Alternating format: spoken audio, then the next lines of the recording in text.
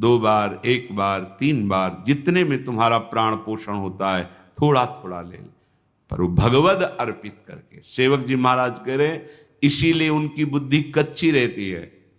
बिना स्नान किए खाना पीना या स्नान करके सीधे केवल भोजन अर्पित करने की बात ही नहीं मन में आई। बहुत ध्यान देने योग्य, ये कच्चाई दूर हो जाएगी।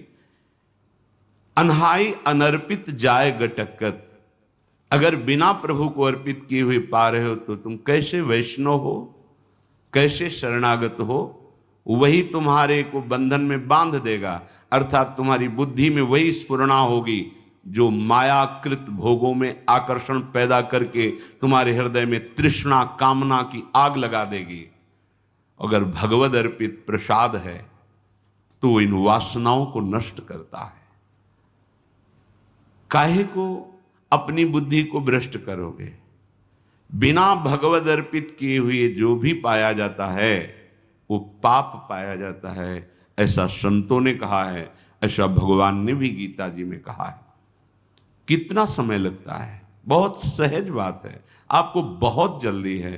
तो जो पदार्थ आपके हाथ में आया है पाने के लिए, आपके सामने है, एक क्षण शांत होइए, स्मरण कीजिए आराध्य देव का, भावना कीजिए कि हमारे हृदय में भी विराजमान है, और जय हो राधा वल्लभ लाल की जय हो। प्रभु पाइए और बस पा लिए, हो गया। बहुत जल्दी है तो आप कहीं ऐसी जगह जहां छवि नहीं विराजमान, ठाकुर पास नहीं, ये उपाय कीजिए। अगर घर में है, बहुत जल्दी है, तो आप दृष्टि भोग लगा दीजिए। सामने गए, थाल दिखाई, 2-4 नाम लिए, प्रणाम किया, आगे समय है तो विराजमान करके एक पद गाया, भावना कर रहे प्रभु पा रहे, फिर आचमन कराया, फिर प्रसाद। आपका जीवन भगवत समर्पित जीवन, शरणागत जीवन। फिर आप मनमानी आचरण कैसे? एक बूंद पानी भी अमनिया नहीं होना चाहिए अपनी जिह्वा में, प्रसादी ही पाना चाहिए। जल भी पाना है तो पहले लिया, राधा वल्लभ लाल की जय, अर्पित किया, फिर पिया। आस करें विषयीन के आगे, जो देखे में जोरत हाथ लटक कर। विषयी पुरुषों के आगे हाथ जोड़ते हुए, हाथ लटकाते हुए देखने को मिला। सेवक जी महाराज कह रहे महालक्ष्मी जिनके चरणों को निरंतर सहलाती रहती हैं, चरण चापती रहती हैं, और भगवान अपने चिंतन में निमग्न रहते हैं, उधर दृष्टिपात भी नहीं करते, ऐसे प्रभु के दास कहलाकर आप अन्य विषयी पुरुषों के आगे हाथ फैलाएं। भक्त कभी ऐसा नहीं कर सकता, चाहे वो गृहस्थ हो चाहे विरक्त हो, वो भगवद आश्रित है। अगर ऐसा है तो भगवद आश्रय नहीं है, ऐसा नहीं है। जिसके हृदय में नाम चल रहा होता है वो परम धनी है। भुगतें देहि न जाचहि, पोषण भरन चिंत कराएं। जो शरणागत जन है, जो भगवत प्रसाद से मिला, यथा लाभ संतोष सदा, काहू सो कछु न चाहोंगो, आनंद लेते हैं, उसी में संतोष करते हैं। अगर जरूरत पड़ी तो उसमें से भी दूसरे को दे देते हैं, पर न जाचहि। ऐसे करना भक्तों का स्वभाव नहीं होता। ऐसे करने का मतलब है स्वामी को पहचाना नहीं। जिनकी तुम शरण में हुए उनको तुमने माना नहीं, ऐसी जरूरत ही नहीं पड़ती। भक्तन पाछे यूं फिरे जीव बछड़ा संगाए, चाहे वो गृहस्थ भक्त हो चाहे विरक्त भक्त हो। आस करें विषयीन के आगे, ऐसे करके मांगना दे। ये ना शरणागति का लक्षण है, ना ये किसी उपासना का भाव, ये केवल वासना है, वासना। ऐसे जिस स्वामी ने पलक झपकते अनंत ब्रह्मांडों की रचना कर दी, किसी के सहयोग की जरूरत नहीं पड़ी, उन स्वामी का सेवक हूं। अगर वो आज हमें भूखा रखना चाहते हैं तो हम विविध प्रकार के पदार्थों के पाने से जो सुख होता है उससे भी अधिक सुखी रहेंगे। आज हमारे स्वामी की इच्छा है आज हम भूखे रहे, तो हमें नहीं चाहिए 56 भोग। अगर हमारे स्वामी की इच्छा है नमक रोटी, वो हमारे लिए अमृत है। विश्वास करो, राजी होना सीखो अपने प्रभु के विधान में, जीवन मंगलमय हो जाएगा। ये आवश्यकताएं, ये चाह, ये वासनाएं इतनी मत बढ़ा लो कि तुम प्रभु को भूल जाओ और संसार की इस भूल भलैया में भटक पड़ो। ये भटकन मिटाने के लिए मनुष्य जीवन मिला है। केतिक आयु केतिक सो जीवन, काहे विनाशत काज हटकत। अरे भाई, कितनी आयु है तुम्हारी? शरीर तो छूटेगा ना। कितना जीवन है तुम्हारा?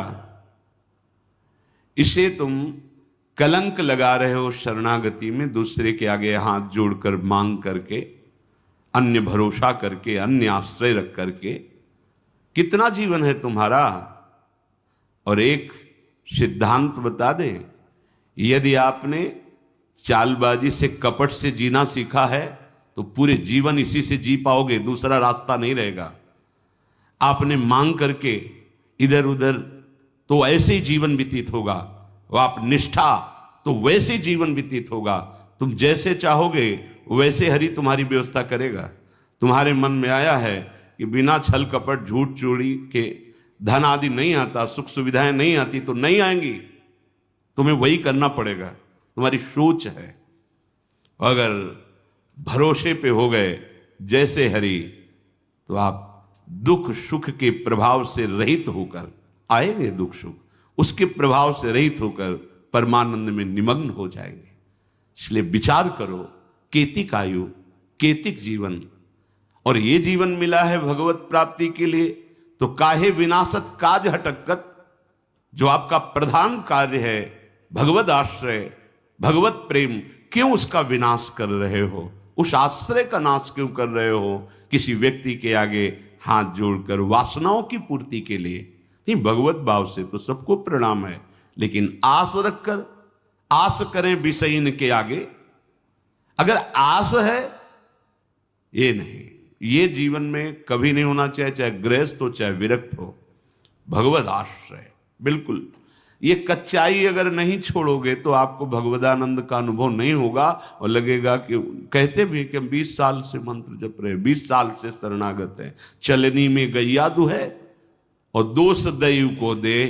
बोले बहुत चारा लगाते हैं, बड़े बड़े थन भी हैं, खूब दूध है उसमें, पर पीने को एक बूंद नहीं मिलता, और हम दूहते भी हैं, तो किसमें दूह रहे हो?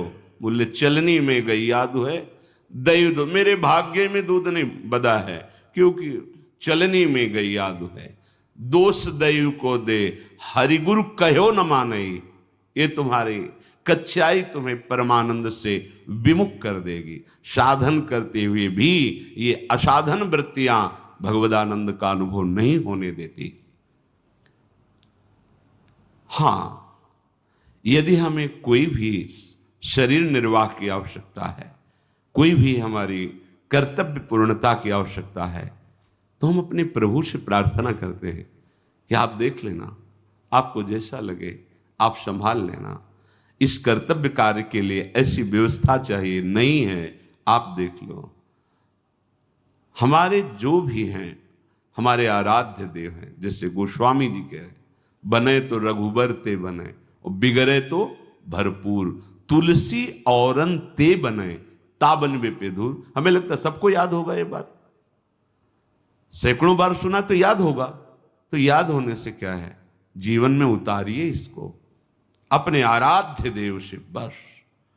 वो भी थोड़ी कचाई है तब, नहीं तो कहने की भी जरूरत नहीं। वो सर्वज्ञ हैं, सर्वत्र हैं, सर्वशक्तिमान हैं। अगर वो ऐसे राजी हैं तो हम राजी हैं। बस सबसे बढ़िया सूत्र उपासनक है, जोई जोई प्यारो करे सोई मुँह में। हम राजी उसी में जिसमें तेरी रजा है। तुम राजी हो तो हम राजी हैं। कम से कम ये जन्म तो प्रभु के प्यार में दे के देखो। बहुतों के प्यार में जन्म के जन्म बिता दिए, एक बार हरि प्रेम में ऐसा तो करके देखो, जोई जोई प्यारो करे सोई मुहि भावे। साकत संग अगिन लपट लपट जरत क्यों संगति कीजय, साधु सुबुद्धि समान सुसंतन, जानी के शीतल संगति कीजय। एक जू काचे प्रकृति विरुद्ध, प्रकृति विरुद्ध करे तो का कीजय। जे आगे के दाझे गए भज पानी में, पानी में आग लगे तो का कीजय। बहुत सुंदर बात सेवक जी महाराज कह रहे हैं। पहले किसी भी व्यक्ति से जिससे मिलना है हमें बहुत सावधान। संग का रंग बहुत जल्दी चढ़ता है, उतरता बहुत मुश्किल से है। आसक्ति होने में देर नहीं लगती, पर आसक्ति है वो जाने में फिर बहुत ही कष्ट होता है। आसक्ति कहीं भी आ सकती है, किसी भी वस्तु व्यक्ति स्थान से आ सकती, लेकिन जाने में, आसक्ति छोड़ने में जन्म के जन्म व्यतीत हो रहे, नहीं छूट पा रहे। शरीर आसक्ति, भोगासक्ति, शरीर संबंधियों की आसक्ति। अगर हमें किसी व्यक्ति का संग करना है, संसार में रहना है तो संग होंगे, हम हृदय को बचा के रखें। हृदय पर प्रभाव नहीं पड़ना चाहिए। कोई विषय है, बहिर्मुख है, भगवद विमुख है, आप व्यापारी हो, नौकरी में हो, ऑफिस में हो, तैनात है, आपको बात करना है, व्यवहार करना है, पहले बचना है तो सबसे पहले उस व्यक्ति में भगवत भाव कीजिए।